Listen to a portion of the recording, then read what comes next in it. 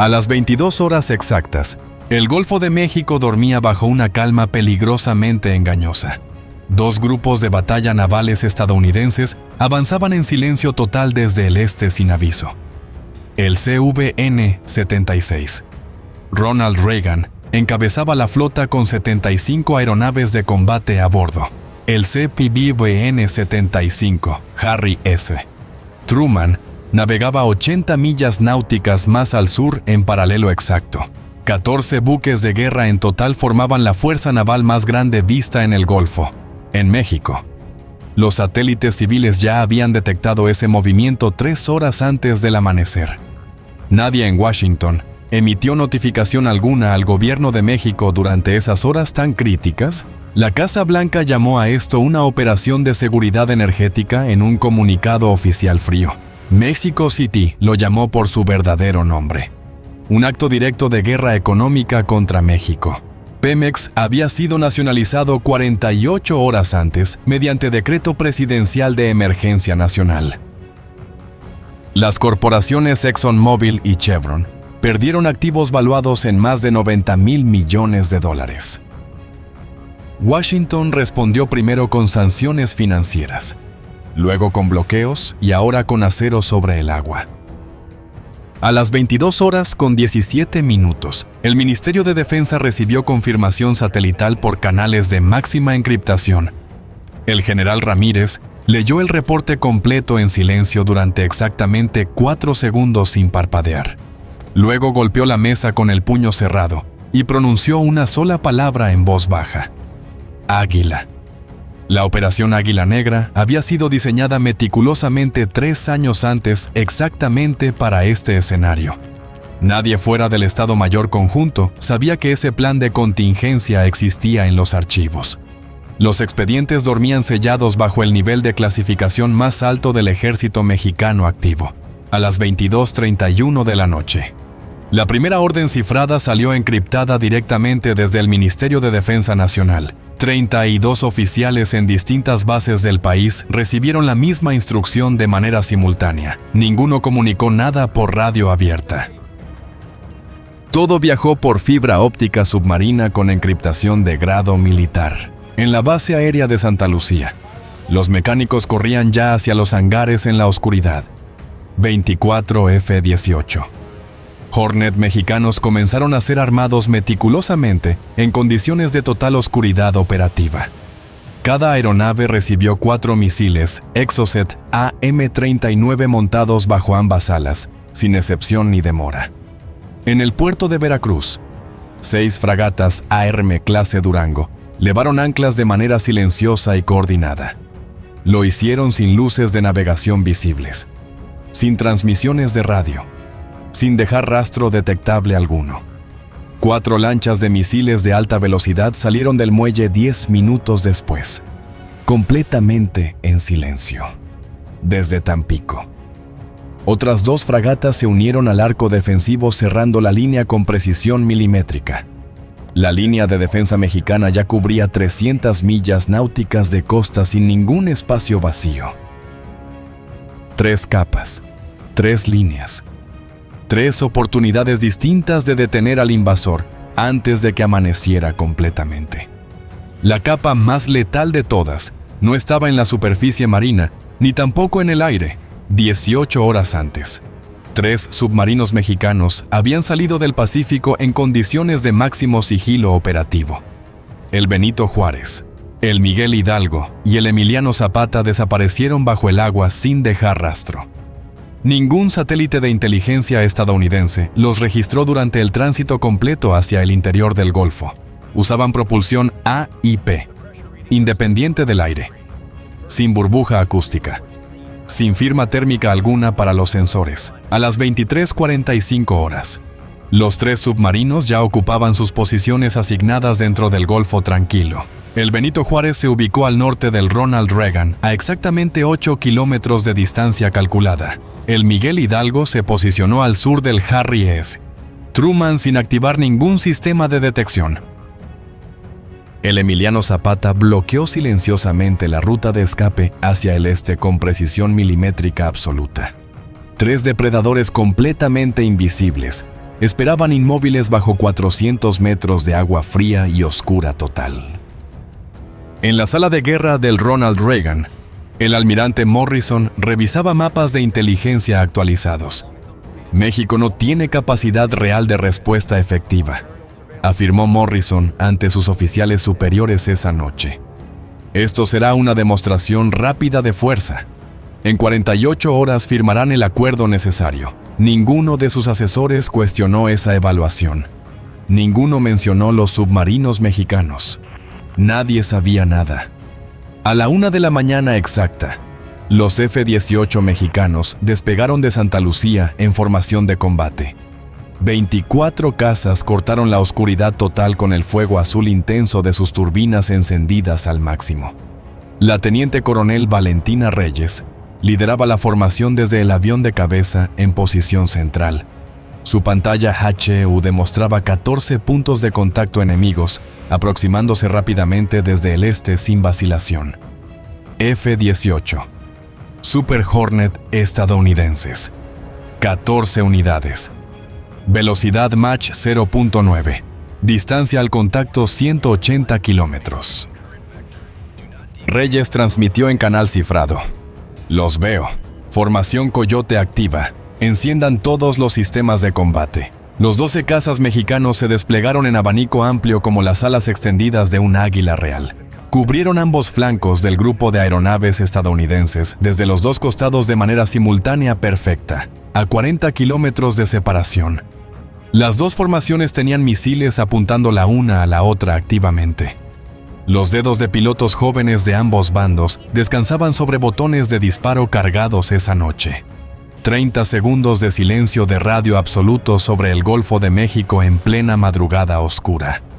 La radio crepitó en inglés frío. Aeronaves mexicanas están violando zona de operaciones declarada por orden ejecutiva. Reyes respondió sin elevar ni un grado la voz. Son ustedes quienes violan la soberanía de México. Exigimos el retiro inmediato de toda la flota invasora. Esta es su única advertencia oficial válida. Los F-18 estadounidenses no giraron ni redujeron velocidad. Mantuvieron rumbo cruzando la línea de los 40 kilómetros. Reyes marcó el objetivo principal en su pantalla. Su radar emitió el tono de bloqueo confirmado. Las dos formaciones se maniobraron durante 8 minutos completos sin disparar. Ningún piloto se dio posición alguna. El Golfo se había transformado en un tablero de ajedrez tridimensional cargado de misiles y combustible. A las 2:47 de la mañana, la situación en el mar cambió de manera totalmente irreversible para siempre. El USS Donald Cook de DG-75 clase Arleigh Burke detectó 3 fragatas mexicanas acercándose en formación triangular. Las fragatas navegaban en triángulo cerrado a exactamente 15 millas náuticas del destructor norteamericano activo. El comandante del Cook emitió advertencia formal por radio. No hubo respuesta alguna del lado mexicano.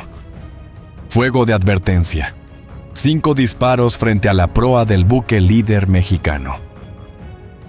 Ejecuten inmediatamente ahora. El cañón MK-45 de 127 milímetros disparó 5 proyectiles que impactaron el agua frente a la ARM. Las columnas de agua salada se levantaron a 500 metros exactos de la proa del Durango. El capitán de navío Mendoza observó las columnas de agua sin modificar su expresión de combate. Luego habló con voz baja y absolutamente definitiva. Acaban de disparar contra México. Deben responder ahora. 2. Exocet. Objetivo designado. USS Donald Cook. Fuego por soberanía nacional. Disparen ahora mismo. Las 2 cabezas de guerra abandonaron sus tubos lanzadores con un rugido que iluminó la noche oscura. Los misiles volaron a 3 metros exactos sobre la superficie del agua a velocidad Mach 0.93 sostenida. El sistema Phalanx C-BLABS del Cook giró violentamente y abrió fuego con 6.000 proyectiles por minuto. El primer Exocet explotó a 200 metros del casco del destructor. Lluvia de fragmentos encubierta. El segundo Exocet esquivó el Phalanx con una maniobra de evasión terminal completamente inesperada y mortal. El impacto llegó en la sección central del U.S. Donald Cook a las 2:51 de la mañana exactas registradas. La explosión abrió un boquete de 4 metros en el casco sobre la línea de flotación crítica. 22 marinos estadounidenses murieron en los primeros 90 segundos después del impacto directo del misil. 47 resultaron heridos de diversa gravedad. El sistema de propulsión quedó severamente comprometido operacionalmente. El Donald Cook comenzó a escorarse 5 grados hacia estribor bajo el peso del agua que entraba. En la sala de guerra del Ronald Reagan, las alarmas de emergencia sonaron a las 2:53 de la mañana. El almirante Morrison recibió el reporte urgente mientras todavía sostenía una taza de café en la mano. La dejó caer al suelo de acero. La porcelana se hizo pedazos contra la cubierta del puente. México acaba de hundir un destructor de la Marina de los Estados Unidos. Esto es guerra ahora. Morrison tomó el teléfono encriptado de emergencia y emitió la orden que nadie esperaba escuchar esa madrugada. Todos los escuadrones de ataque disponibles, armamento completo. Despegue en exactamente 8 minutos. Nadie se queda. En el hangar del Ronald Reagan, 24 F-18 Super Hornet fueron llevados urgentemente a la cubierta. Cada avión fue cargado con 4 misiles antibuque AGM-84, Harpoon de largo alcance y alta precisión. 96 misiles Harpoon en total, suficiente para borrar cualquier flota regional del mapa definitivamente. A las 3:15 de la mañana, los Super Hornet despegaron del Reagan en oleadas sucesivas de 6 unidades cada una. El rugido colectivo de los motores sobre el Golfo fue escuchado claramente desde la costa de Veracruz, en la sala de guerra del ministerio. El general Ramírez observó todos los puntos en el radar. 96 Harpoon entrantes confirmados. Calculen trayectorias de todos. Preparen defensa antiaérea de máxima intensidad. Las fragatas Arme activaron simultáneamente sus sistemas de misiles ESM y sus Phalanx propios de defensa. La artillería Otto Melara de 76 milímetros abrió fuego hacia el cielo con cadencia máxima sostenida total durante 4 minutos continuos. El espacio sobre el Golfo se llenó de explosiones, fuego y fragmentos. 61 misiles Harpoon fueron derribados exitosamente por la defensa antiaérea mexicana coordinada esa noche histórica. 35 misiles penetraron el muro defensivo y continuaron su trayectoria mortal directamente hacia las fragatas. La Arme Hidalgo recibió 2 impactos directos simultáneos y comenzó a hundirse a las 3:22 de la mañana exactas. 83 tripulantes saltaron al agua oscura antes de que el casco desapareciera completamente del radar. La ARM Oaxaca recibió un impacto directo en la sala de máquinas, pero continuó combatiendo sin rendirse. La ARM Veracruz perdió 1/3 de su tripulación, pero sus cañones permanecieron activos y disparando en el mar de fuego y humo. Las lanchas de misiles mexicanas continuaron moviéndose a máxima velocidad. Dispararon salvas de Exocet desde múltiples ángulos diferentes para saturar completamente los sistemas defensivos del enemigo. A las 3:58 de la mañana, algo que los estadounidenses no esperaban, ocurrió desde la costa oscura de Veracruz. Baterías de misiles móviles mexicanas ocultas entre la densa vegetación costera de Veracruz abrieron fuego coordinado. 6 Exocet MM 40 Block 3 salieron en una salva simultánea desde 6 vehículos lanzadores, separados y camuflados. Los misiles volaron rasando las olas. Sus radares de guía activa permanecieron silenciosos hasta los segundos finales. El Gettysburg derribó 4 misiles. El Phalanx destruyó 1 más. El sexto cambió ángulo de ataque abruptamente. Ese Exocet final impactó la proa del USS Gettysburg a las 3:59 de la mañana, con 70 kilogramos de presión. El sistema del Gettysburg perdió el 80% de su capacidad operativa en 3 minutos. El escudo antimisiles del Reagan quedó parcialmente ciego por primera vez en toda la noche oscura. Morrison recibió el reporte del Gettysburg. Por primera vez en la operación dudó antes de dar orden. ¿Dónde están los submarinos mexicanos?, preguntó Morrison por segunda vez desde que comenzó toda la operación naval. Su oficial de inteligencia repitió la misma respuesta de siempre. No localizados. Señor, la zona está limpia. No existe zona limpia cuando México opera submarinos AIP en el Golfo. Búsquenlos ahora mismo todos. Los Poseidón estadounidenses habían sobrevolado el área durante 6 horas seguidas sin ningún resultado positivo. Sus boyas de sonar no habían detectado señal acústica alguna, ninguna burbuja, ningún movimiento sospechoso detectado. Lo que los P-8 ignoraban. Los submarinos habían cortado toda vibración no esencial desde mucho antes. Operaban a potencia mínima absoluta, sin transmisiones, sin movimientos innecesarios. Tripulaciones conteniendo hasta la respiración colectiva. El comandante Herrera en el Benito Juárez recibió la señal ELF, encriptada a las 4:17 de la mañana exactas. 3 pulsos de baja frecuencia. Un código único. Una sola orden. La que todos esperaban desde Manzanillo. Herrera cerró los ojos durante un segundo preciso. Los abrió. Habló con calma total y voz controlada. Posición de combate. Torpedo MK-48 armado. 4 unidades preparadas. Objetivo CVN-76 Ronald Reagan. Listos para fuego. A 180 kilómetros al sur. El comandante Torres del Hidalgo recibió la misma señal LF exacta. Torpedo MK-48, 4 unidades cargadas. Objetivo designado CVN-75 Harry S. Truman. Fuego cuando confirmen posición final. El comandante Vega en el Emiliano Zapata al este apuntó sus tubos hacia los 2 destructores blancos. 2 torpedos al G-79 Oscar Austin. 2 torpedos al DEG-80 Roosevelt. Simultaneidad absoluta al recibir confirmación. A las 4:17 de la mañana con 30 segundos exactos, los 3 comandantes transmitieron simultáneamente la misma palabra única. Fuego. 12 torpedos. MK. 48 salieron de sus tubos en 6 segundos de intervalo perfectamente cronometrado y coordinado total. Cada torpedo viajaba a 55 nudos bajo el agua en absoluto silencio electromagnético controlado. Tiempo calculado de impacto sobre el Ronald Reagan. 4 minutos y 20 segundos de reloj exacto. En la cubierta del Ronald Reagan, los técnicos de sonar monitoreaban el ruido del combate superficial activo. Nadie dirigía atención hacia abajo del casco. Nadie vigilaba el ángulo que los submarinos habían calculado perfectamente.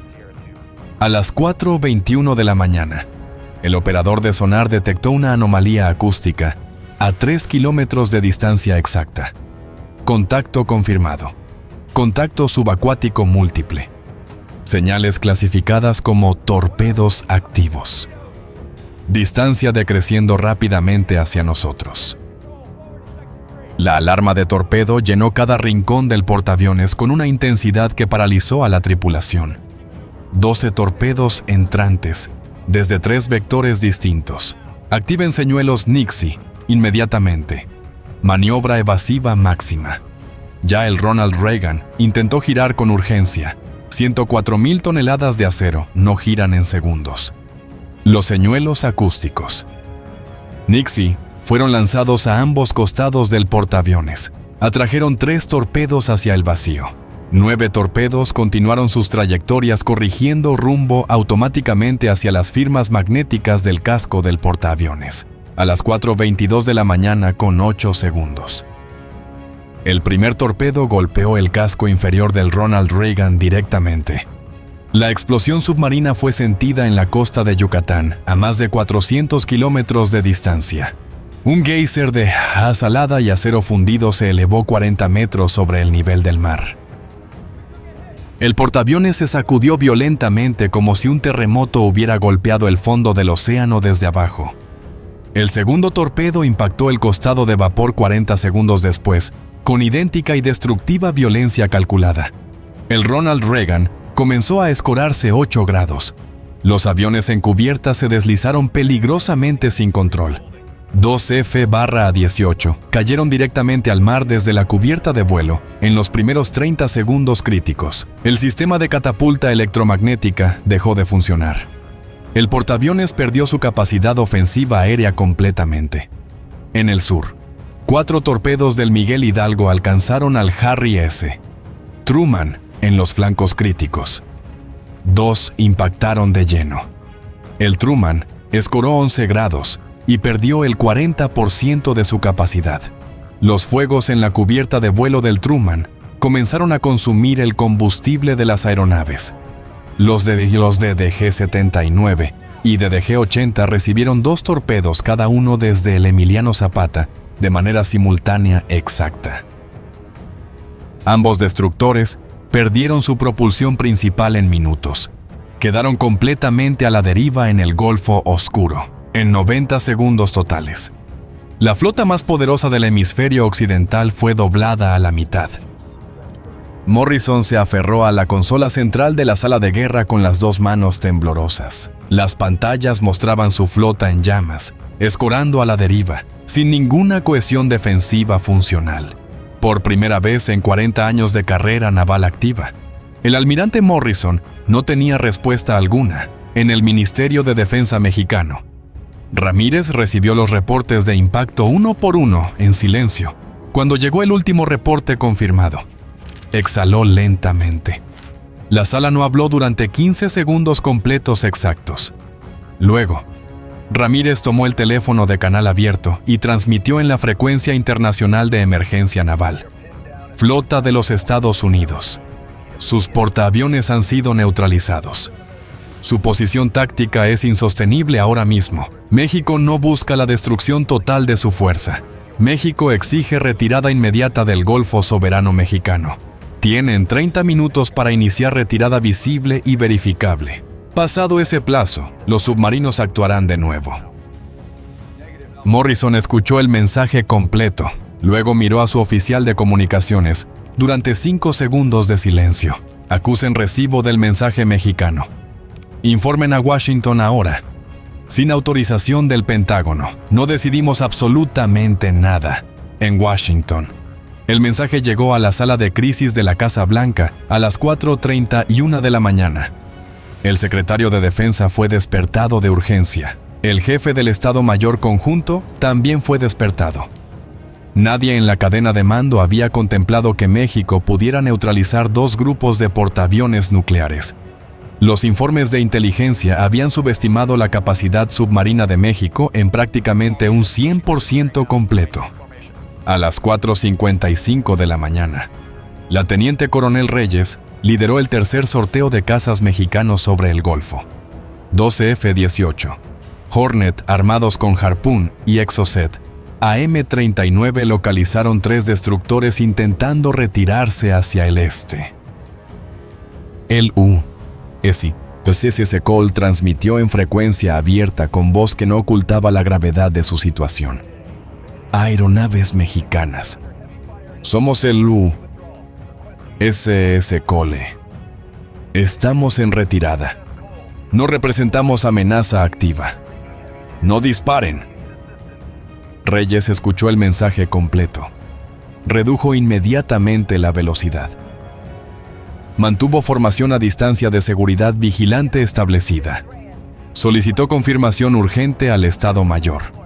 La respuesta llegó en 20 segundos precisos desde tierra firme mexicana. Confirmen retirada visual verificable. Si el movimiento es hacia el este, déjenlos ir con escolta hasta el límite. Reyes respondió al Cole directamente. USS Cole, confirmen rumbo constante. Los escoltamos hasta el límite soberano mexicano. Los 3 destructores en retirada viraron juntos hacia el este. Sus sistemas de armas permanecieron completamente inactivos. Reyes mantuvo sus cazas a 20 kilómetros de distancia exacta durante 40 minutos de escolta en silencio. Cuando los buques cruzaron el límite de la zona económica exclusiva, Reyes ordenó el regreso a base. Misión cumplida. Regresamos a Santa Lucía. No disparamos sobre quien se retira. Eso nos define como nación. A las 5:30 de la mañana, los 3 submarinos mexicanos iniciaron su retirada lenta hacia el oeste en silencio. El Benito Juárez, el Hidalgo y el Zapata salieron del Golfo sin ser detectados en ningún momento. Ningún activo de la Marina estadounidense logró localizarlos durante toda la operación de combate de esa noche. 3 fantasmas de acero entraron, actuaron y desaparecieron como si jamás hubieran existido en el fondo. A las 5:45 de la mañana, el sol comenzó a asomarse sobre el horizonte del Golfo de México en calma. La luz naranja del amanecer iluminó las columnas de humo negro que ascendían desde los buques dañados. El Ronald Reagan escoraba 8 grados. Turbinas apagadas, su cubierta de vuelo silenciosa y completamente vacía.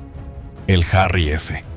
Truman había estabilizado su escora, pero perdió capacidad operativa naval durante varias semanas completas. 4 destructores estadounidenses fueron remolcados esa misma mañana por buques de apoyo logístico que llegaron demasiado tarde. La flota más poderosa del Golfo de México se retiraba sin haber logrado absolutamente ningún objetivo trazado. En Veracruz, pescadores que salían al amanecer vieron el humo negro a 50 kilómetros de distancia clara. Algunos filmaron las imágenes con sus teléfonos personales. El material circuló en redes antes del amanecer oficial. El gobierno mexicano no confirmó ni desmintió nada durante las primeras 12 horas del día siguiente completo. Washington tampoco emitió declaraciones públicas. Solo aparecieron filtraciones de fuentes anónimas dentro del Pentágono en los medios.